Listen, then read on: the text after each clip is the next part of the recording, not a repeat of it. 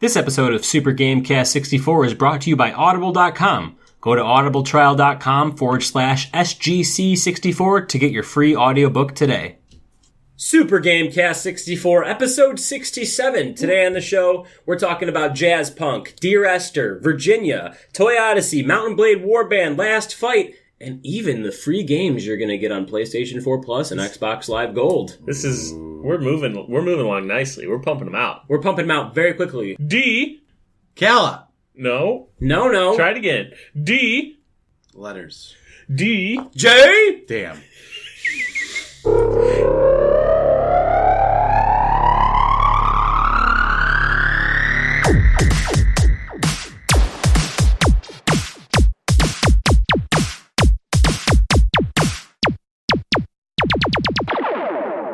Hey guys, welcome back to Super Gamecast 64. Sorry for that intro. The DJ was standing there the whole time confused, like, when do I start the music? He actually froze in midair jumping because you don't see him, but he does this jump move where he slams down and activates the music. Every time I said D, he would jump and freeze in midair waiting for Tyler to say J, kind of like a Beetlejuice thing. Yeah, but it just didn't all work out. So here's the thing, guys. We've gotten a lot of games that we've been sent to review over the past few weeks. Oh, yes. AKA literally 1 week.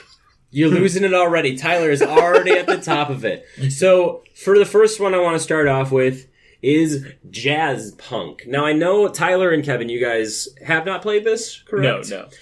Jazz punk is my favorite type of music, though. Yeah, jazz punk is like when you take a lot of really, really nice and slow kind of elevator music, and then you just take one really, for some reason, oppressed white kid with a neon Liberty spikes just going Well, actually, no, the thing is, the jazz punk bands I've seen, they're like a full jazz ensemble, but they're all wearing rancid cutoff tees and they all have nose piercings and they're all very pale. They're all very, very pale. So what's your favorite jazz punk band? My favorite jazz punk band is probably the Nice Charlotte. Ooh, Nice Charlotte is good. I like Floor 41. Floor 41. Floor 41? Yeah. I actually like Sum 43. Oh, okay.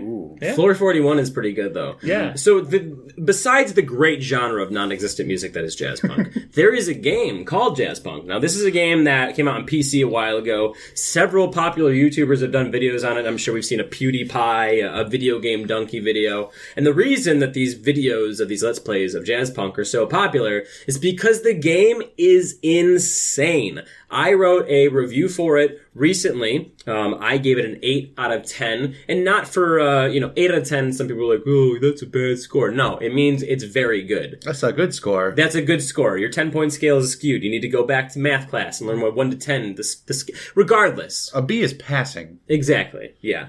Jazz punk is super, super hard to put a genre to because it's like first-person acid trip, but a good one. If Soda Drinker Pro is a first-person acid trip, that's a bad one. Jazz punk is... Kevin, I feel like you had something to say. What's up, Kevin? I was just going to say Billy Joe Armstrong Quartet is my favorite jazz punk. That is also a really good one. Billy Joe Armstrong from Green Day is Quartet. Yeah. Well, Jack White, but Softer is another one of my favorite jazz punk bands. Jack White, but softer. Jazz White, but softer. So jazz punk is a 2 to 3 hour romp through... I can't... Okay, within the first 2 minutes, let me give you an idea of this game. In the first 2 minutes, you come down a conveyor belt at an airport. That's your character, okay? He's in a briefcase. You pop out of the briefcase, and you... Yeah. What? Already starting to lose it. You sit down, you're greeted by this secretary. You walk into this room, and she's like, oh, the director will be with you in a moment. And then you get up, and you go into the director's office, and he is in a subway car. All the while, these visuals are very cartoony and weird. It's great. And then he's like, take these pills. We need you to infiltrate the Soviet consulate. And then you take the pills, and everything after that is just... Oh, it's like the most beautiful mess I've ever seen. It's truly something that has to be visually seen to be understood, and even if you see it, it's going to be hard to understand. So it's like walking into a room and seeing that your toddler is colored all over the walls. I mean, yes, it's a mess, but it's also really funny. Yeah, it's really funny, and actually it kind of makes you warm and tingly. You're like, oh, my little monster made that. Yep. Exactly, and that's what jazz punk is, except for instead of having to clean the walls and have like 20 hours of like, crying, like, did I birth a monster? You're like, oh, I just get to go past the mess and encounter another mess. And I want you to understand that mess is not being used in a negative term. It's just a smorgasbord of pop culture references and the most funniest, like, I don't know, wacky shit. Here, I'll give you an example. Walking in the cocktail lounge in the game, turn to a guy dressed as a secret agent, and the only dialogue says to me is, "The human mouth is a tapestry of horrors."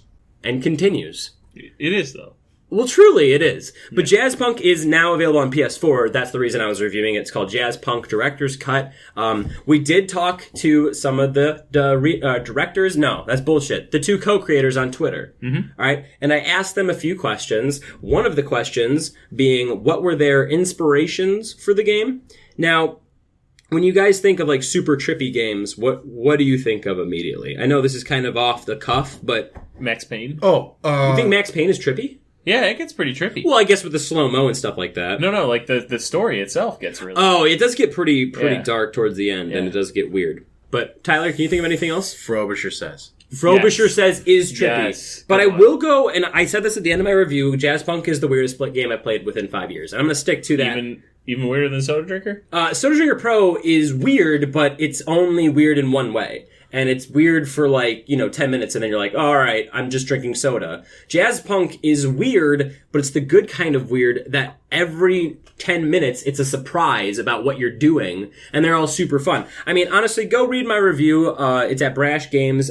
We also we tweeted it out if you want to actually see the link. But going back to what I originally said, we talked to the developers on on Twitter, and I did ask him what some of the original influences of the game were. So to give you an idea, I want you to take all these influences and kind of mush them together in your head. So, Tyler. Are they all games? Not all of them, but some of them. Not all of them, but some of them. Yes, and some of these things are people that you may or may not know, and I'm probably going to butcher the names if I don't know them. Okay. But let's just list them off real quick. This is from Luis Hernandez. He is at Beetlenaut. He is the game designer. He's like one of the main two dudes who made it. He said, here's some games that inspired them to make Jazz Punk. Parappa the Rapper. Yep. Good. Katamari Damacy. Yep. Oh boy. Jet Set Radio. Ooh. Shenmue, which is very weird. I see Shenmue in there, but it's Silent Hill as well. I guess I would take Silent Hill because a lot of it is uncomfortably weird at certain points. There's a lot of morbidity in the game that I would take. And then other things he mentioned were like Mad Magazine, Saul Bass, and I'm going to ruin a lot of these names, Alvin Lustig. I don't know if you guys know any of these people. I feel stupid if I don't. I feel like I should know these people. I'm sorry if I don't. I went to high school with Alvin Lustig. Yeah, he's a cool guy, right? I didn't go to high school with Alvin Lustig. But just from the games they listed here, Parappa, Katamari, Jet Set Radio, if you've played any of these games, you know that they're insanely quick. They're very, very unique. Twitchy. Mm-hmm. Well, twitchy to an extent, and Jet Set Radio is super twitchy. Tyler was making an eye look, and he made a noise. Yeah, it sounded like this. Twitchy? Really? I mean, it's like you roller skates. Well, but you roller skates, and then there's cops, and they're like, "Hey, stop that vandalism, and I'm beat you to death." This is 2016. Okay. So what year it was set in? No, but I think it was like the near future, and it's near enough to be concernable. So Jazz Punk, guys, if you want it right now, you can get it on PC, on Steam for probably cheaper. Nothing on Xbox One quite yet, but you can get it on PS4. The Director's Cut, I believe it is $20. It might be $15. I don't know. For whatever reason, if you guys want a good game to sit down, relax with, this isn't necessarily your game. It's not a cathartic game to play, but if you want something that is going to be the most unique kind of experience you've seen in a while, you like fresh kind of weird first-person adventure games and you don't mind it getting weird, Jazz Punk is 100% the game for you. I'm going to take you two guys, Tyler and Kevin, and I'm going to take your vote and use it and I gave it an 8 out of 10, and then you guys gave it a 10 out of 10 now because I said so. Oh, yeah. So we give Jazz Punk Director's Cut for the PlayStation 4 a collective 28 out of 30. I don't do math well, Tyler. That's what I'm here for. Well, yeah, no, I mean 28 out of 30. Jazz Punk is great. Ooh. And it might be a little bit too crazy for you. Oh, boy. So if you need a game to calm you down, there's a game called Dear Esther. Now, see, here's the funny thing. It's because I was 90% sure I was going to completely mess up that name. Because for the past week, I've been... Dear Esther. Yeah, I've been like, hey, Kevin, you wanna just sit down and check out this game, the Dear Esther Darth Estor? Darth Equok? Okay, we're not doing Star Wars jokes. Darth Blart. Darth Blart Mall Cop. Oh, That is an episode... That was episode, what, 62? Yeah. Darth Blart Mall Cop was a great episode. If it's still up on the feed, you should definitely go check it out. But, does anyone want to take the helm on Dear Esther? It's a breezy walk on a nice island full of mystery and narrative. I'll take it. You take the helm here. This game is also, this was Curve Digital. They sent us this. Curve Digital was also responsible for publishing games like Hue and Terraria and stuff like that. Or was that 505 Games? 505 did That was Terraria. 505 Games? Yeah. Okay, I think Curve Digital did do Hue, which is Hue. That's just something that came out. We will get to a 505 Games game later. And it'll be better than this review. Okay, so hit it with us, Tyler. So you open up Dear Esther, and you're looking out over a lake. And Is it a pretty lake? Sorta. It's a lake. It's a lake. There's a reflection. You can see it. So good. Nice water tech. It's okay. All right. Then what happens? So now let me tell you this. If I was holding the controller, I wouldn't have moved. Yeah? I would have waited until the dialogue stopped. Yeah. And then I would have attempted to move. So this game is essentially like it just kind of throws you on this pier in front of this cabin, and it's this very nice, like it's very nice looking. Let's just say from afar, the game looks very, very nice. And then all of a sudden, this old man comes on the over the narrative, and he's like, "My name is Old Milky Eye, and let me tell you a story about this fucking weird island that you've landed on." And then he kind of continues. Yeah. He doesn't sound anything like that. No, he doesn't. I thought he sounded more English. Oh, he's, "Oi, blokes, I'm Old Milky Eye. I'm trying to do the prospector." Is his name actually Milky Eye? No, I don't know what his name actually is. I don't know that you find out his name I the have entire time. Okay, so continue, Tyler. What's the pull of this game? The good question. Right? Okay, so if you were going to play a first-person walking sim, you would probably walk into the nearest house or the nearest anything, whatever's close to you, and figure out what's in there. Yeah. Try to interact with something. Yeah. Well, all the buttons just zoom in. So I just want to cut you off there real quick. He is not being facetious. Every button on the controller, when you originally go to like, how do I run? How do I jump? Every button just does like a 50% zoom. And the mechanic is never used besides the fact like, you want to look at this but close. Press any button. So, conspiracy confirmed. Main character of Dear Esther is a cyborg. Yeah, well, probably. Scanning for more bullshit textures. Yeah, but like, then you fall off a cliff and die and get an achievement for it. Yeah, that's weird. There's a few achievements in this game. Most of them are story related, but the two achievements that you can obtain like immediately is like, hey, go drown, and then like, hey, why don't you go jump off a cliff? Come back. Yeah, and then just this guy is like, oh, come back, please, and I'm like, but why? But I'm so slow. But I beat the game. I can't fast. I beat the game in the way I want. How do I fast? Just let me forward. If you click it fast enough, it probably looks like you're going real fast. You zoom in and out over and engaging hyperdrive. Zoom, zoom, zoom, zoom. So the thing is you do move at probably the speed of smell carried on a tortoise, I would say. Yes. Tyler, we played it simultaneously. I played a little bit, and then you played a little bit. Yeah. You saw how slow I moved. When you grabbed the controller, did it feel like your fingers got all full of old molasses? I wasn't sure if I even you could probably tape down the forward thing. Yeah. And leave it. Go, cook dinner, go to the store, feed your dog, take a walk, come play back. chess against yourself. And play solitaire against you John. might have gotten up the stairs. Play solitaire against the ghost that lives in your house. Because here's something: is Dear Esther actually has some sort of creepy backstory. Okay. And it was I'll never find it out. No, but the thing is it was kind of touted, at least to me, from what I understood, it was a first person creepy kind of narrative, like maybe ghosts inhabit the island, and the whole time I was like, give me that spooky ghost, guys. So does it give you the instructions for how to play 2-player solitaire though? Because no, you did just say play solitaire against the ghosts in your house. So have you ever played 2-player solitaire? It's quite fun. I imagine it's just half solitaire. Well, 2-player solitaire is a game that almost plays itself. Yeah, I mean, Think that. It's like playing solitaire at double speed. It's like playing Virginia, which is our next game. All right, let's just cross right out of that. Dear Esther with Blue. So, Dear Esther, honestly, I mean, do we want to give it a score out of 10, or do we want to just You know what? If I would have finished it and wanted to listen to the story, it probably would have ended up better. Yeah. I'm sure. Yeah. Well, and that's the thing, is that the narration of the game is very, the English is not old enough to be like ye old English, but it's hard to understand if you don't have somewhat of an extended vocabulary. I don't mean to sound like a pretentious shit, but he uses a lot of $5 words, and it's like reading Stephen King when you're 12. You're like, I want to know all about the spooky, but then you can't even read the first chapter because you don't understand the words. Right. That's what Dear Esther does, and it's very, very adamant about being smart. I mean, the dialogue itself is smart. It's very well written, but the game itself is just getting the different dialogue points. Well, do you guys want to wrap it back into Virginia? Yeah. Because Virginia is 505 Games. Oh, it says Virginia. I thought that said Virginia. No, it's not Virginia. It's, I don't know. That might be like the X-rated parody coming out soon. Virginia. I mean, technically, it does kind of say Virginia. Okay.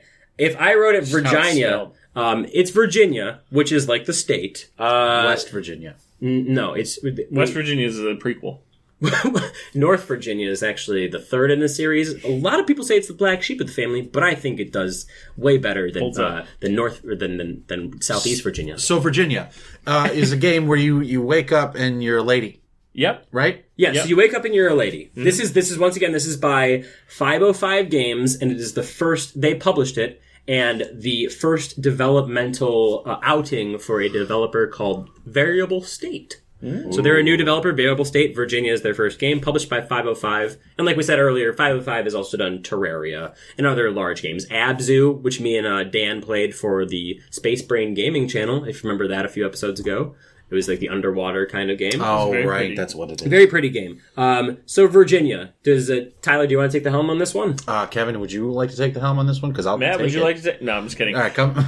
I love the game, so I'll take the helm. But from what I watched, you are this woman, like Tyler said. Strong, independent woman. Who don't need no man. She a lady. No, it's not even a joke. Strong, independent woman. Yeah. She's a woman of color, and she is in a high power of position. So your main... And you are led to believe that she is single.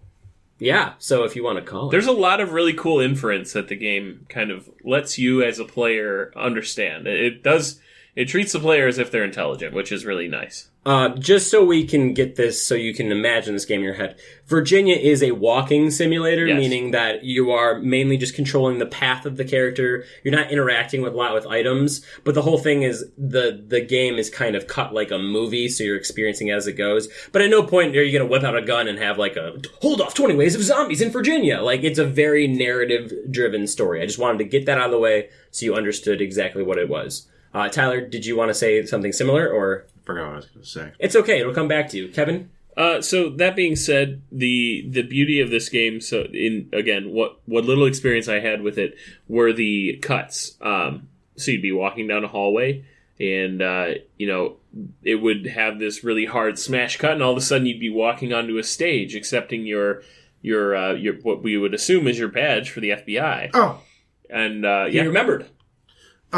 The whole thing. Tyler, you remembered. Yes, I remembered something. Here it is. Okay, so there is writing in the game. You can read things, but there is no speaking. To my knowledge, we only got so far, but I'm really intrigued. I have played the. Here's the thing: is that I got the game a little bit earlier than these two. Tyler and Kevin had the opportunity to play it. So I have completed it. It actually does run about, I would say 2 hours, maybe an hour and 45, depending on your, how much you want to look around. But there is absolutely no dialogue whatsoever. The entire game is told through editing tricks. Like Kevin was saying earlier, you have smash cuts. You might have seen this kind of thing used in films before, like the most common example is you show something that's dead, like a dead bird or, whatever. You show something dead or something dying, and then you do a very hard cut to somebody's face. And it gives you the foreshadowing that person might be in peril or they're going to die. And that's how you infer, like, oh, okay, blah, blah, blah, this is where this character's going. That's almost 85%. Now, I want to say not 85%, but it's like 75% of the way that they infer the story for you is hard cuts that indicate the passage of time and how your character is moving through the day. Because the game takes place over 7 days. That's the whole thing. It goes from, I believe, Monday until Saturday. We did see the opening scene. It did say Monday. I remember that now. Yeah. Mm-hmm. Now, the thing about Virginia is it's very much like a movie. So I don't want to tell you anything past, like, you're an FBI agent. You're a very strong, independent minority woman, which is great for gaming and global climate at this point. In my opinion, you see a lot of times, you're giving me the eyebrow, no, Tyler. You're good. But a lot of times you see heroines in games kind of shelled down to this, like, busty, sex object. And, like, it's not as bad as it was in, like, DOA volleyball times of 2008, I believe. But rarely do you see a strong, independent woman, especially of a minority, being the protagonist of an excellent game. And I'm very glad that they chose her for who she was and whatever the creative decisions were. I don't know if that was like directly, that's what they were trying to do. But pro tip, make more than just white dudes the protagonists of your game. I don't want to spoil anything, but is there anything else you guys want to say about Virginia? I know Kevin was super looking forward to playing. Right? You actually made him stop playing. Yeah, no, I made Matt stop playing when he was over, giving us a quick walkthrough because it's one of those things where if he had progressed any further, I would have probably not played due to the fact that I would have had to play up to that point before I experienced any new content. I was already so hooked on it that, I wanted more. Well, you know that feeling when you go over your buddy's house. He's like, let me show you this cool new game. And you watch him play the first 2 hours, and then it turns out it's like a 5-hour game. And you're like, well, I don't really want to buy it because then I have to play the whole thing. But this thing, Kevin and Tyler are both immediately drawn in within the first, I'd say, 15 minutes. So they're like, please stop. Please stop. We want to play the rest of it. Yep. For me, Virginia, we gave on our YouTube channel, which is, once again, this is at Super Gamecast. Or no, that's a Twitter. Our Twitter, since I'm here, is at Super Gamecast 64. The YouTube channel, you can just look up Super Gamecast 64. We did do about a 2-minute video review that I narrated, and we gave it a 9 out of 10.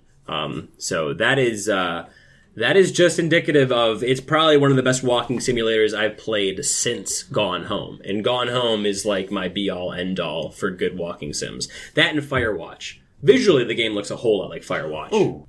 Do you guys have anything else you have to say about Virginia, or do you guys want to move on to our next game? I hear Virginia is for lovers. Actually, that's Ohio. I'm pretty sure it's Michigan. Maybe they just, all the Northeast states are for lovers, and then all of, like, the West states are for haters. Haters drinking all that haterade over here in Ohio. We got all that loverade. That sounds really weird. California is the hate state. I thought that was the state of the rising sun. Yeah, no, I'm sorry, I'm thinking of Utah. Utah is a hate state. Nah, Utah's the windy city. Right. Right, the show me state is... And Las Vegas is big lights, lots of money loss. And then there's Nebraska, it's the show me state. Have you guys ever once a time taken a horse and carriage and gone to Northwest Dakota? And my favorite is actually Mystery Dakota.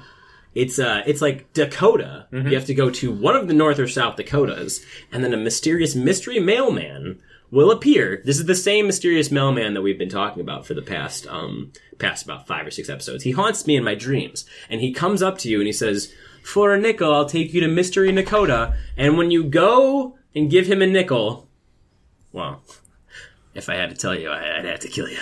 Well, that place ain't got nothing on Louisiana. So Louisiana's beautiful this time of year, I tell you. Which is second only to Alabama C. So the next game we have is Toy Odyssey. It's a game where you are Toy Story, and you really have... you are Toy Story. No, you're not Toy Story. You're not like Woody or You Buzz. are a toy. No. You are a child's plaything. There's a snake in my hole. Oh, jeez. Somebody poisoned its boot. Someone poisoned my boot, and then I got snakes all over my holes. God, that was those are Toy Story jokes. No, Toy Odyssey, you don't play as the DVD copy of Toy Story left on like the back rack of a Toys R Us in like the discount bin. Toy Odyssey, you play as Tyler. Let's go. Plays Tyler. You play as Tyler. Oh, No, honestly? Tyler. Wait, Yeah, pretty much. Wait, Tyler. He plays Naruto. I think this might be a good one for Kevin's favorite segment. Oh no! It's been a while. Tyler. Tyler. Odyssey in 10, please. So this is something we do, if you're a new listener to the show, this is something we do quite regularly. I hate We this take so a game much. that somebody has rarely played, maybe played the whole entire thing, and we ask them to explain it in 10 words. And by them we mean usually Tyler, because he thinks he's really bad at it, and it's fun. But he usually pulls out pretty good ones. So, He does. Cue the music. yeah, so we always cue the Who Wants to Be a Millionaire music, so Can I do Tyler it has this time? time to think. You want to cue it? Ready? Right about there. All right, Tyler, it's me, Regis Philbin. You haven't seen me in a while since your review of Catherine. What? You did a 10 words in Catherine Okay. 2 episodes ago, and I've been trapped in the ether of this music ever since. It's a hellscape that I can't remove. Just You have lives 2 in this lifelines. I have 0. You need to phone a friend for me. But back to the point. What is the game Toy Odyssey in 10 words? Or less? No, not or less. It has to be All right. exactly 10 words. Okay. My Okay. Regis Philbin is completely failing. It like needs it. some work. Who wants to be a 10-wordianaire? Needs work. The clock is running. Toy Odyssey. Toy Story.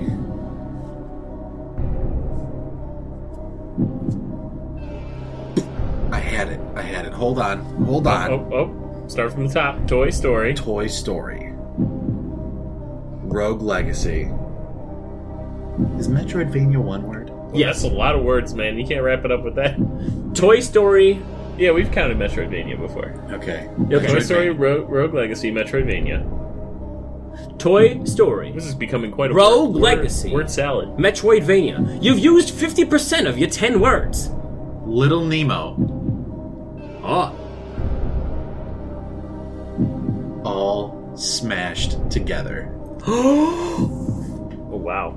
Holy shit, he's done it. He's won $1 million. Everybody, yay! You're not actually getting $1 million, though. Oh. You're not going to get $1 million, but what you'll get is the end of this music cue. Let's wrap it up. Okay. Good. Goodbye, Regis. Now everybody knows what Little Nemo is, right? No. Yes. No. Yeah, I'm going to pretend I do. Okay. All right. Well, look, real quick. Little Nemo is a Capcom adventure game from 1990. How come I X. haven't gotten a remaster X. of it? 1990X. I'm not sure. I don't know. It was a pretty awesome game where you're a little boy that went to bed and dreamed about odd monsters and threw candy at monsters. Oh, you know what? Actually, that sounds very familiar. So I might have played it, just not known the game. It's a fun game. I like a game. Okay, so Toy Odyssey, like you just said, is a Toy Story kind of esque roguelike. That's where the Rogue Legacy comes in. Well, I only said that because technically the map changes every time you die. It's one of those, what do they call them? Procedurally generated games. Yeah. Yeah. Which Yeah. literally means it's generated by procedures. You're a procedure. Anyway, it's got a robust crafting system. The combat seems interesting. The whole game is daunting. Very daunting. There is a lot to do, and all of the words are in like a 3-point font. I was actually just going to say the most daunting aspect is trying to read the goddamn text. At first you're like, no, I can do this. And then they're like, hey, how you feel about baby blue backgrounds and then just like hard white text? Can you read that? Can you read that from this far away? Also, it's in 3-point text. No. It's terrible, in my opinion. That was the biggest obstacle for me to getting into this game, was the fact that the points of the text. Yeah, I mean, the game seems great. Tyler, in the order of who's played this game the most, because, it's a roguelike, so it takes some time to complete. Tyler's played more of it than I've played it. Kevin, did you get any hands-on time with it? Hands-on time. I watched. I'm sorry. Okay, so Tyler, of the things sorry. you played, what kind of toys can we expect to fight in Toy Odyssey? Did I fight any toys? Yes, you did fight toys. That was the things you were fighting. Those were toys? Yeah. They were like creepy ghost monster things. Well, there was a tank. There was a tank. There was the tank! There was a Humvee. There was alien ships. So, Matchbox cars. Mm-hmm. And, UFO plastic spaceships. Wow. And, Army Men? Probably. There was Army Men. Remember, there was that one Army Man that gibbed you. Oh, God. Shot me on a diagonal. I'm like, let me just jump into this bullet. Let me just interject. Fall damage. They seem to do a lot of damage to you very quickly. Like, your first room or two, you're going to be okay, but unlike Rogue Legacy, which Rogue Legacy, if you haven't played, is like the roguelike game. Unlike Rogue Legacy, the ramp up in difficulty seems to be very quick. Like, you're going to run into an enemy that's going to be like, boom, boom, boom, you're dead now, ha, ha. Yeah, that sounds like room 2. Yeah. So, do you, out of all the different roguelikes that you've played, what did you like about this one that you didn't have in the other one? Because this game is very, if anything, visually kind of interesting. It's all about the toys. The one thing I don't like is that the platforming that you're jumping on, it's not always super easy to tell which platforms are which. But I feel like the game did a lot of things aesthetically correct. I don't know, I like being toys. I mean, it definitely puts you in the room. It definitely puts you in, quote-unquote, the shoes of the toy. You're a small little thing, and you're walking through a dark house. And it was a dark house. And this is a side-scrolling, beat-em-up kind of platformer. I liked how the nights were defined by your life, essentially. Yeah. You when you fall, the night ends and you become a toy again, more or less.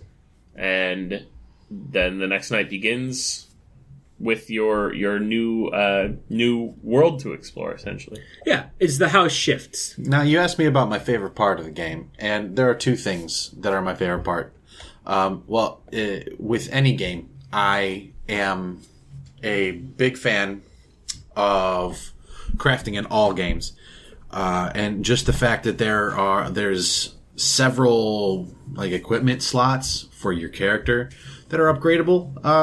Really, really cool. Really interesting. You're just not like a regular old toy soldier. The whole thing I saw that I liked, it seems that there is a very much progression of your character, more so than just like, ooh, cool new sword. Like, it upgrades the way you look. It changes the aesthetic of it, so there's visual progression along with the other progression as well. But here's the thing. There's a lot of crafting, but do you think the base gameplay is enough to warrant, you playing enough to get into these deep kind of crafting experiences? Because for me, the base gameplay wasn't amazing. It wasn't like the best thing I've ever played, but I did enjoy all the little, bells and whistles that were there. So do you think as a game, you're going to play it enough to reach some of the more sophisticated elements, for lack of a better term? Me or the average player? The average player. Let's just say the average player. No, it wouldn't suck you in fast enough. Mm-hmm. Now what do you think? Because I like Metroidvanias that much, because I like Rogue Legacy as much as I did, I'm probably going to play this one all the way through. So Toy Odyssey kind of sits on that way. If you're a fan of roguelikes, if you're a fan of Metroidvanias, you might find some good fun in here. Now, I want to mention that it's a Metroidvania that's not as smooth as you might normally be used to. It's pretty clunky. There is an odd weight to the character, and it is the jumping feels a little bit askewed. Yeah. Kevin, you only saw it, but what would you say about the visual aesthetics of the game? The actual visual, graphical fidelity, and the art style and direction, because I don't think we've covered that quite enough. I liked the feature in which you are required, not necessarily required, but you can turn on the lights in the house. Yeah. By finding where the light switch is on the wall and hitting it in midair, you can turn the light on and thereby basically shine a light, if you will, onto the rest of the room and kind of discover the treasures that you may have missed. But the generally game also speaking, switches when the lights are off. It's a very dark. You can't see any of the corners. But when you flip it on, it's almost like somebody completely recolored the entire room. You get like the actual cool visuals, and you see the rest of the house. You see the pictures on the wall. You see potted plants. You see things like that. Now, generally, I don't think there's a whole lot of function to it at the point of the game that we were at, other than it just looked better. Here's something to do. But no, I mean, graphically, it wasn't anything, impressive or worth writing home about, but it certainly was solid. It was good. It looked well put together. I liked the fact that you could upgrade your items and they had an immediate change in your wardrobe, as you said earlier. Yeah, it's functional graphics, but by no means are they bad. Right. I think the thing that makes the visuals look a little bit worse, in our opinion, is the fact that when you go to jump, the animation isn't as clean, and it's just like, it feels a teeny bit clunky. So by that proxy, you're like, visually this game is kind of so-so. But as far as the art direction goes, I think they did a pretty decent job. Yeah, it fits together real well. So good for you guys. You guys made a pretty decent Metroidvania, which is hard, honestly, nowadays. With all of a lot of independent game devs just go for that nostalgia 8 or 16-bit Metroidvania thing and only succeed to varying degrees, usually not very well. But, you know what? Toy Odyssey seemed to do the trick just right. The next game we have here, I feel like there should be some sort of spoiler to this game. And you know what? Before we get into Mountain Blade, I think we should go on a short break. I agree. Let's go on the break.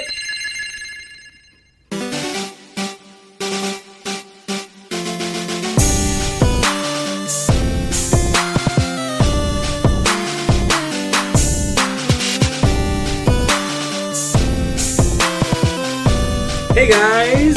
It's me. It's Matt. Over here's Kevin. Hey. Over here's Tyler. Oh. Hey guys. Hey. We have some big old news. News.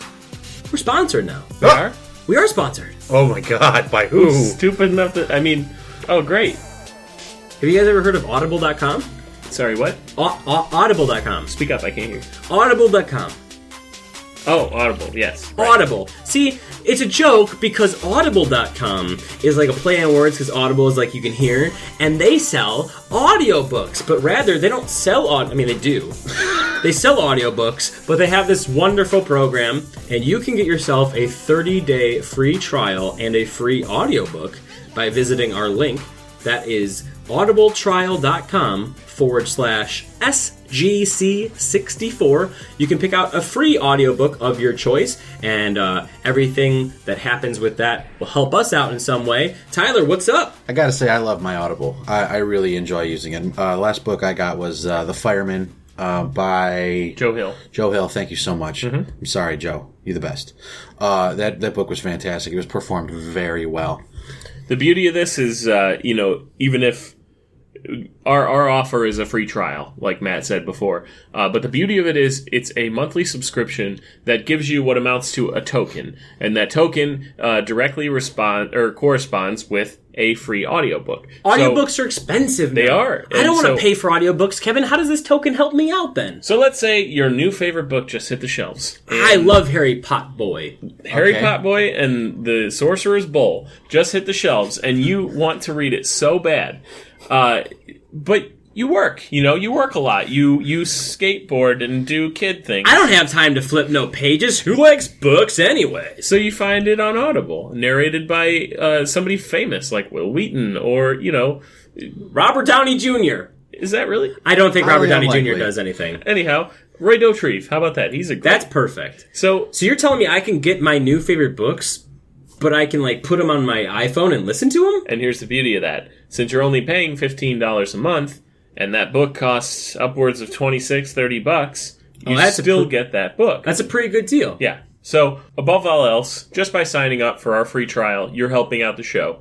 You're helping us achieve our current goal, which is another mic. Yeah, once if with all the support you guys give us by once again going to audibletrial.com/SGC64 and picking out your free audiobook, you're going to help the production of the show. All of the proceeds we're going to get from our affiliation with Audible will go towards new mics, setting up new things, maybe some giveaways. So everything that you guys are going to be doing for our sponsor, you will see a direct return from the show that you are supporting. And to be clear, you do not have to sign up for the recurring subscription. Just by signing up for the trial, you are helping us. So if you want to support Super Gamecast 64, simply go to audibletrial.com/SGC64, pick out your free audiobook, and if you don't like the service, hey, you can cancel. But we all love the service, so it's probably a good thing for you.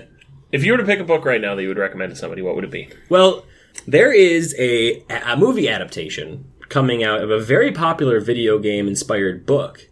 It's called Ready Player One by Ernest Cline. I've read it twice in paper form, and then I listened to the audiobook that was done and narrated by Will Wheaton, as you had made a joke about earlier. And let me tell you, the best experience was with the audiobook. So if you want to get ahead of the curve and read or listen to the book before you see the big new movie, which is directed by Steven Spielberg and coming out in 2017, I believe, or maybe 2018, once again, go on over to audibletrial.com/SGC64 and you can grab a free copy, absolutely free, of Ready Player One, listen to it, and get in on it. How about you, Tyler? What book would you recommend? Well, I mean, I would highly recommend The Fireman to anybody who likes... if you like fire and men, and also like great books, yeah, The Fireman by, what was his name again? Joe Hill. Joe Hill. Yes. And then, Kevin, what's your recommendation for... Thanks for asking, Matt. I would recommend the critically acclaimed series, A Song of Ice and Fire, by George R. R. Martin. George R. R. Martin. They do have those all on there. Because it gives you a very nice depiction of a feudal society that exists within a very limited fantasy perspective. Also, if you like watching Game of Thrones, it's a book for it. Much like our next game. Thanks, Audible! Thank you. Our last game... Not our last game, actually. Our next game out is Mountain Blade. That's Mount and Blade, not Mountain Blade. Not Mountain Blade. It's called Mount and Blade every time. Warband. So funny. So Mountain Blade Warband, and let me give you the precursor that I talked about before the break. Mountain Blade Warband is a big old sword and board simulation where the idea is to get you start off as a peasant, you get to select their backstory, and then you're like... Let's go and get a bunch of people to join my army. In Tyler's case, Tyler, what happened to you when you started playing Mountain Blade Warband? I was ambushed by 16 bandits and taken prisoner. About halfway across the continent. They dragged me halfway across the continent to the northern portion. I then had to wait until I escaped. Not of my own volition. Well, your medieval daddy came and saved you from the bad guys. Because he was like, hey, we're going to do war now. No. I have a set of skills. No. Like archery and javelin My throwing. medieval daddy didn't care about me very much. I just ran away. And then I ran. And walked into 13 more bandits who dragged me away again. I hear you have my son, Tyler. I don't know what you bandicize. I don't know who you are. But listen, I have a certain set of skills. I can shoot things really good from far away. You ever seen that scene in Mulan where they shoot the 3 apples with like the 3 arrows at once? I can do that. And if you don't take my son back to his medieval castle, I will find you.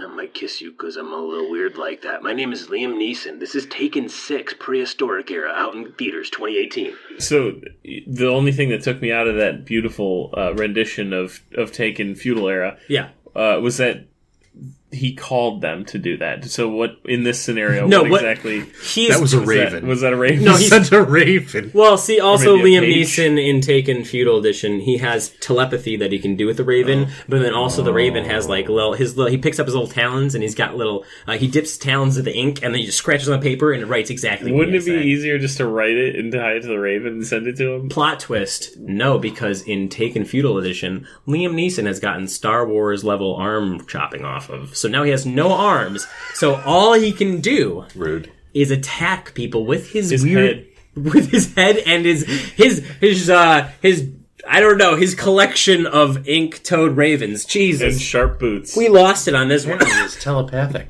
Mountain Blade Warband. So Tyler's adventure was what as we thus. just described as a wholly more improvement upon this game. So, well, no, here's the thing. Mountain Blade Warband, I'm going to say here's the thing so many more times.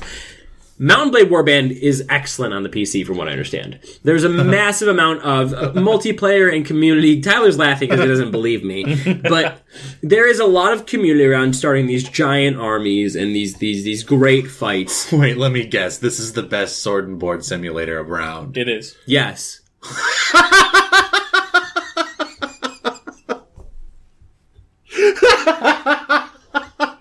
Just give him a minute. It's okay. Okay. Hey, Tyler. Mountain Blade Warband is the best thing you can play right now. How does that make you feel? I'm so sad. You know what? It's not terrible, but visually, it's almost like if you took Elder Scrolls Morrowind and then took N64 GoldenEye, just cut off all the faces of the GoldenEye people, and just kind of slapped them right on there, just like, now your face is a GoldenEye. But the game, let me just tell you what the game actually is. Kevin, did you to be fair, without having played a ton of the game, this is kind of our initial reaction. I think it's one of those games that doesn't have to rely too heavily on graphical prowess. Oh, this is definitely a game that's more about the community that's built around it and the story that you make for yourself. It just happens to be, I don't know if it's the Xbox port of it, but it happens to be very sloppy in terms of graphics. You know, the I'm sure if I had a keyboard out in front of me, I wouldn't have to, look down while being stationary on my horse to dismount it. I'm sure I could just press a button. Yeah, like hit G or something. Yeah, I'm sure that it's better on PC.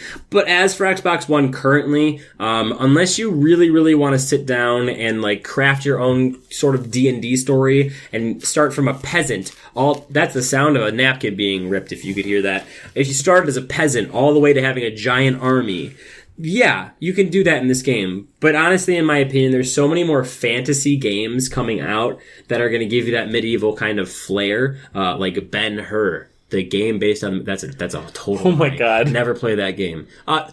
Just in a mere few weeks, we have the Elder Scrolls V remastered coming out. Mountain Blade Warband is fun if you like sword and board simulation, but for those who are not fans of sim games or reading a lot of text, this is basically The Sims. A lot. Sims Nights. You don't understand. There is so much text in this game. Yeah.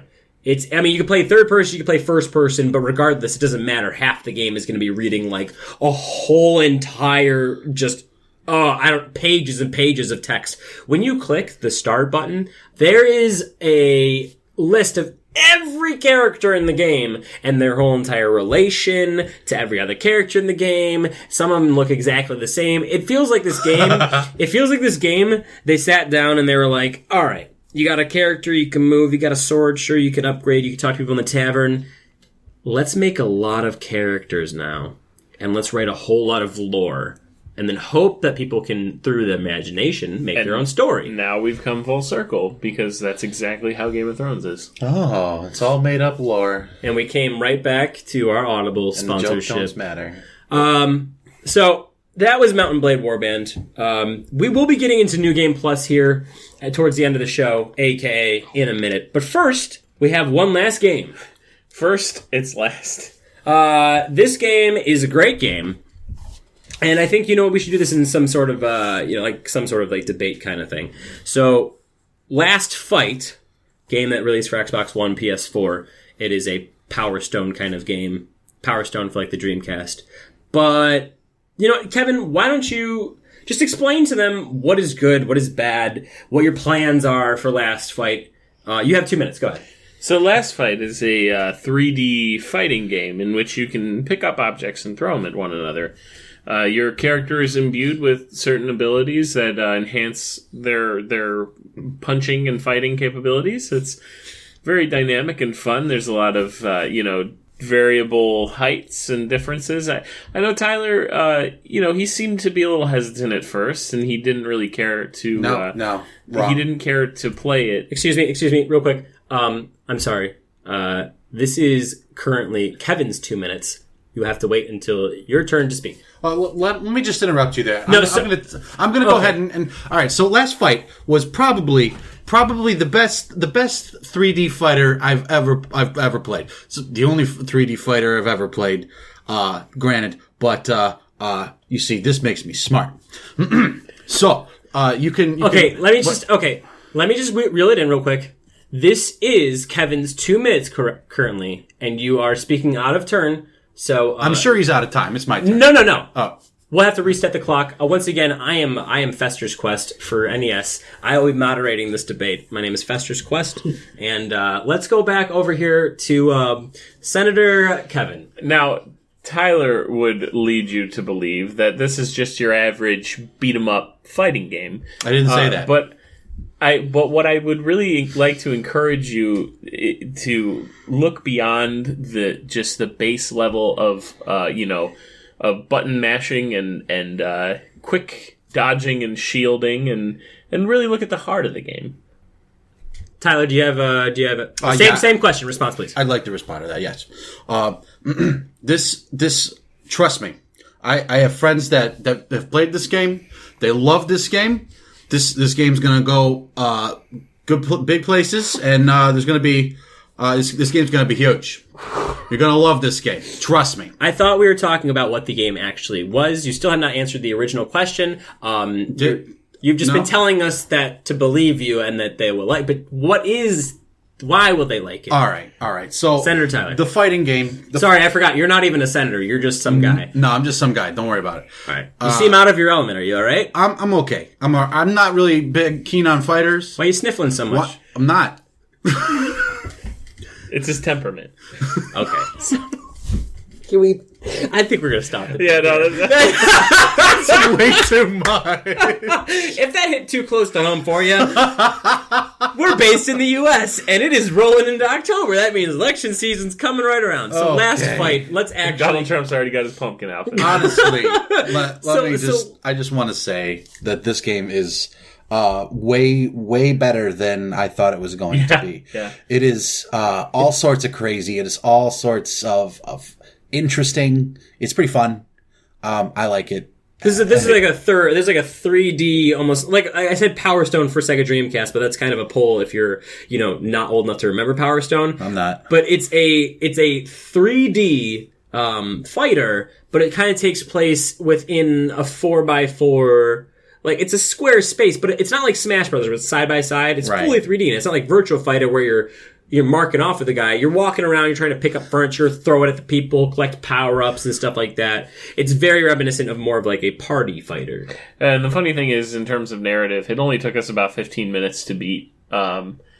It's kind of funny. Each of the characters is named after a different drug, and the whole concept of the game is that these two gym bros are like, one of them thought he caught the other one doping or something, and he sort of called him out on it. And you eventually embark upon this quest to find your significant other who has been kidnapped by these drug people, essentially. Well, so there's a nice little story to it, which is fun. Yeah. How many characters are there? Is there enough? How many do you guys remember? Like in the ballpark of like 10? Oh yeah, it's close to 10. I think it's 10, maybe 11. Mm-hmm. Because there's the two main characters. There's the 7 fighters. Yeah, there's 10. You're There's right. 10. Is there any like secret bosses or anything that you can unlock? There was one character we didn't unlock. I don't know. I tried. I couldn't figure it out. I didn't want to look it up. I just, I haven't. Who needs them? I was about to. Last fight, I played a teeny bit of it, and what I liked was that it reminded me of an era gone by where every fighter you see nowadays is like trying to do some crazy combo system. I mean, Mortal Kombat has its shtick. It's very violent. Marvel vs. Capcom has its shtick. It's like 8,000 combos, a bunch of comic book characters. But for once, it didn't seem to be going for any certain gimmick as much it was like, we're just going to make a fighting game where it's casual. It has some sort of depth within the combos, but it's more about jumping around and having fun and being silly. It's very vibrant and visually pleasing. I mean, we were it's laughing colorful. out loud when we were playing the versus mode. Very, We were very having funny. Quite a bit of fun. It's a game that I think if you take together, it's 1 to 4 players, right? 1 to 4. So if you have a group of friends, and you guys are like, hey, you guys want to play some fighting games? You guys want to play some whatever games? Last Fight is one that you can get all in French. Yeah, did we mention it's all in French? It's all in French? Yeah. Well, I mean, it's subbed in English, and it's like the ready, fight, that's in English, but... hey, you know what? We love all games, regardless. Regardless. Oh, jeez. Regardless of what country of origin, we love all games. So, you know, you Frenchies, you can just sit on my face. I love your games. Has there been, just a sidebar real quick before you can go into New Game Plus, can you guys think of any other games that have, like, been abashfully French? Me neither. There's something on the edge of my mind. And Like, you can think about, like, a lot of other countries, and there's games that are based around those. But France, wasn't there a war game about it? I mean, well, a lot of war games take place in France. I suppose, yeah. Yeah, World War II, World War I, World War III. We're almost there. Shh. Moving on. We're almost there. We are moving on. And it is our segment that we do at the end of every month, letting you know what games you're going to be getting next month. This is a PSA for all of you guys.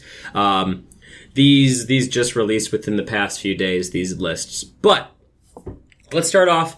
It's New Game Plus, and here's what you'll be getting on Xbox One in October of 2016.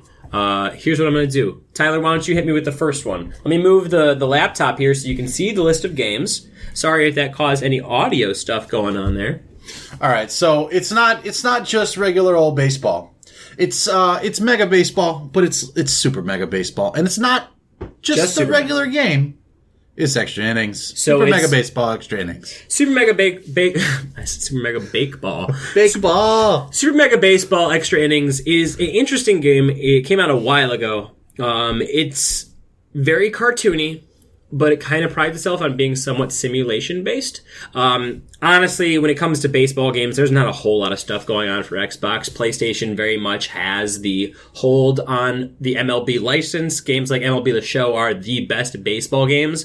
And for a game that isn't trying to tout itself as arcadey, to Super Baseball or Super Mega Baseball Extra Innings, is that what it's called once again? Yes. Super Mega Baseball Extra Innings is not what NBA Jam is to basketball. Like, it is just very cartoony and still has simulation. So when you look at the game, you might be like, this looks kiddie and cartoony. Like, it is, but the gameplay itself isn't. Would that be like Backyard Baseball? Would you compare it to I don't know, that? because Backyard Baseball wasn't super simulation. I mean, it had some fun little elements to it, but also Super Mega Baseball Extra Innings is it's like a CGI kind of cartoony rather than an actual cartoony. And let me just say, Backyard Baseball, you didn't tell me you were going to drop nostalgia bombs on me this episode. Oh, my bad. Sorry. Who was the little kid in the wheelchair? Pablo? No, Pablo was the little kid who was good at everything. He was just... Who was the kid in the wheelchair? Because he was like, he was so overpowered, and I was you're thinking of Pablo. Pablo didn't have a wheelchair. Just real quick, just like cutting this in. Backyard Baseball, I think it was on the Wii too. There was Backyard Baseball, wasn't there Backyard Football as well? Oh yeah, there's like Backyard everything. There were 90s games that were, they came out in the 90s, and they were... Oh, wait a minute, he was the best pitcher in the game. They were very much cartoon kids playing, Backyard Baseball. They're on PC, I believe, at that point. Mm-hmm. They were just tons of fun. I don't know if it's just nostalgia glasses or what it is, but that game, Backyard Baseball in specific, I would play for hours upon hours. Oh, yeah. Do you have the whole roster there by any chance? Yeah. Can we start listing off some names? All right. The coach was named Barry the Gooch. I'm sorry. Gooch? That's not... I'm looking at Barry DJ, and my phone froze. Buddy Check. Oh, come on, phone. Stop blowing it. All right, so... Kimmy Eckerman. I thought these names were going to be more funny. Sunny Day. Oh, Vinny the Gooch. That's what it was. Earl Grey. Vinny the Gooch? No, Gooch. that rings a bell. Chuck Downfield. I remember him. I get it, because it's baseball. You throw it down the... You get it. Chuck, you throw. All right. Anyway, to be honest, I'm gonna take a back seat, and Kenny Kawaguchi. Yes, the kid in the wheelchair, the cool kid of the group, the K-Man. All right, now that we've identified the little boy in the wheelchair that was in my computer for a lot of my childhood, I'm going to back out stealthily from this bit. I'm going to escape from this bit. Roll D20. Add your dexterity modifier. That's Dungeons and Dragons. That's not the podcast we're doing. You can't disengage like that. I'm sorry. You're not level 2. All right, hold on. I'm sorry. And I was gone. You didn't even know because I escaped. And the next game is The Escapists. Yeah. The Escapists is a game that is a top-down 8-bit retro game. The whole idea is it's like Escape from Alcatraz, the game. You have different levels of security on prisons. You start off in like a very laid-back kind of like Tyler yawning kind of... I'm just giving him crap. You're in a very laid-back prison where it's not like max security. You can go outside. You have jobs and stuff like that. But the whole idea is you're trying to find... Vacation prison.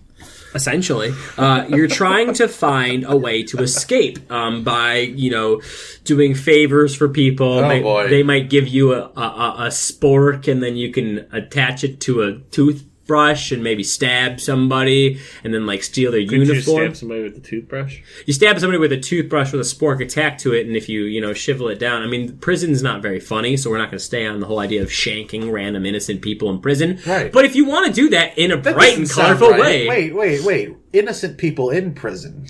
guards. Oh, Everyone inside a prison, as soon as you step over there, you are now a criminal. Yeah, but everyone you ask in a prison is innocent, so... Yeah, I mean, that's a good point. Except for the one guy in the corner who's like, yeah, I did it. You got a problem. The Escapists, I liked it, but it's very much a game that's like about time management. It's about figuring out paths, what you're going to do. You have to have... It's kind of one of those games where you have to have some sort of technical prowess because you have to identify different... like things of the structure. You have to plan things out. And if you're just looking to have a good old prison romp time, it ain't happening in this game. Go play Prison Break the game for 3. Don't play Prison Break Manager. the game. Prison Manager, Prison Architect. That's the one. Prison Architect. Yeah. The Escapist is fun though, and if you like The Escapists when you download it, there is also a few expansions. There's also one called The Escapists Walking Dead, where it's The Walking Dead, but with the Escapist kind of fun little thing, their aesthetic going on. Yep. Let's talk about the 360 games they're giving for us. We got I Am Alive. Anybody played that besides me?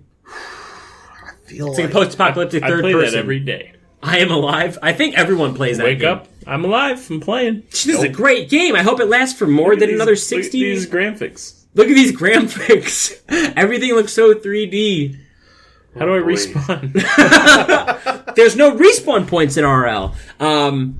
Yeah, I Am Alive is a third-person kind of post-apocalyptic, very gloomy, like, everyone is mad about everything, and they're all trying to kill you, and you're trying to survive. It came out a while ago. I played a little bit of it, and if I remember anything about it, that the reception was a little bit lukewarm. Not a terrible game by any means, but not a great game. So, enough to take your time and be like, that wasn't a complete waste. So you might have about 20 minutes or 30 minutes of fleeting enjoyment is that what I meant there? That's every game for you. Yeah. Okay. Well, that's not every game for me, but it's okay. Regardless, that's probably going to be this game for you. MX versus ATV Reflex, another racing game. No, well, this is MX versus ATV. Did you guys, this game series started on PlayStation 1 and PlayStation 2? I had one for PSP. Yeah, well, it was around the same time as MX vs. ATV, and then also had, like, Off-Road, MX vs. ATV Alive. Yeah. They were always subtitled games. I played MX vs. ATV something or other with my younger brother. His name is Dan. He'll be on the show sometime soon, I'm sure. Yeah, you did. We loved that game to death. Since late PS2, I don't know if they're any good, to be honest. But then again, I've kind of stopped playing them because a lot of racing games we have now, like the newly released Forza Horizon 3, there's no reason to go back and play. Oh, this one has motorcycles and ATVs. It's like, that's cool. Forza Horizon has everything that you can put on 4 wheels. So it's an era of its time, but I think for being a purely focused motocross ATV racing game, it was very good about giving you different locations and cool and awesome things to look at. You're not just driving on little tracks, you're doing big old jumps through forests and stuff like that. How do you guys sit on like ATV and MX racing games in general? Were you guys ever fans of them back in PS2 or anything like that? I think one of the only BMX, I know it's not MX or ATV, but Yeah, same. one of the only BMX games I liked was that one where you could like purposefully crash and you got points for how hard you hurt yourself. I think you're thinking of Burnout. No, it was a Dave Mirra game or something like that. Dave Mirra's BMX Triple X. It might have been it. So you just didn't want to say Dave Mirra's BMX Triple X. Do you guys remember that? No, What was clearly the first one? Dave Mirra's BMX Triple X was like the game that was on Game Informer. It's like, your mom doesn't want you to play this game because you can adjust the boob size of girls. And it's like, oh God, I forgot we were in that would have been like 2001, maybe. Yikes. Yeah. BMX Triple X wasn't a terrible game either. It was like Tony Hawk's Underground but for BMX. What was it, the one for PlayStation? Was that Dave Mirra as well? BMX, the Tom Clancy's freestyle? Dave Mirra's BMX Rainbow Six. Tony Hawk's Underground Thug Rainbow. Wait, Siege. This is something. Rainbow Thug. Siege. Thug. Holy shit, I haven't heard that acronym in so long. This is a whole joke that's been going for a long time. Sorry if it's the first time you're hearing it. Alright. That's what Xbox is. Once again, Xbox is Super Mega Baseball Extra Innings, a cartoony simulation of baseball. You got The Escapists, which is a prison escape game retro style. I Am Alive, which is a third-person survival horror. And then you have MX versus ATV Reflex, which is a motocross and ATV game. What do we have on the PlayStation system here? We got... Oh, no. So for the PS4, we got 2 PS4 games, 2 PS3 games, and 2 Vita games as always. Can we just skip the first one?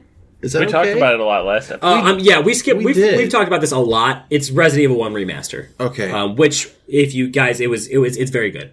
So you should definitely download that. It's a $20 title. Honestly, I think it's a very good get for the PlayStation Plus owners. I mean, super free. Go get it. Super free. It's the first Resident Evil. If you've never played it, it's remastered. It's great. Oh boy, I've never played it. Maybe I'll do that. What's the next one we got? Transformers Devastation. Kevin made a face. Kevin, you don't like Transformers Devastation? I like Transformers. You why don't like why don't you Transformers. Why don't you move the hands away from your face? I don't like Transformers. No, that's even worse. Move the hands away from your face so you can be heard clearly and concisely. Tell them what you just said. I do not enjoy Transformers. Now, That was me slapping Kevin in the face. It's going to go away. No. what is it? Okay. So Do you have a heart? why? Let me guess. You've never played a Transformers game. No. Okay. That'll be why. Transformers Devastation is really cool, if for nothing the visual aspect of it, because Transformers Devastation looks like you're playing a Transformers game or a Transformers show while you play it. Yeah.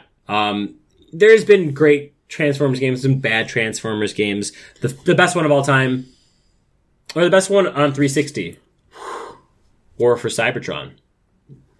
I heard it was very good. Yeah, it was very, very good. There's been some flops since then, but Transformers Devastation isn't the best gameplay, but if for anything, it's made by Platinum Games too. So Platinum knows good things. And Platinum does very, very good things. So if you like Platinum games, that's like Devil May Cry and stuff like that, you will probably enjoy Transformers Devastation. It's free. Go download it. I haven't heard of either of these PS3 games. I don't like Devil May Cry either. It doesn't matter what you do and don't like. You just said if you like Devil May Cry, you might like Transformers Devastation. Did I say You're if really I like not Devil selling May me. Cry?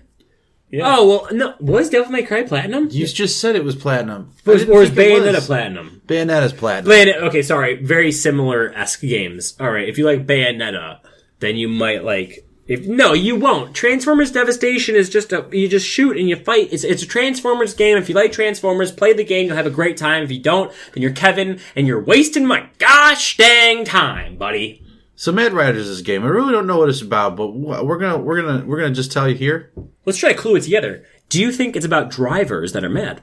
I think it's about No. riders that are mad. I think you're far enough away from the microphone that they might not be able to hear you. I think it's about crazy people I want to be out of arm's reach of you, Mr. Slappy. on the on two wheelers. So if you still are playing your PlayStation 3, you should probably get a PlayStation 4. Ouch! It's right in my heart. Honestly, they're not going to be making games for PS3s or Xbox 360s. It's not that they're expensive. Regardless, Mad Riders, it's probably a driving game. We didn't look too much into it, but that's what you're going to get on PS3, along with From Dust. From Dust.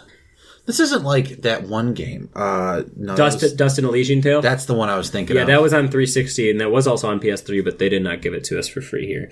So From Dust will be your PS3 title, and then your Vita titles are something called Code Realize, There was another subtitle, but I don't remember what it was. and a game called Actual Sunlight. It is about Actual Sunlight. You know what's funny?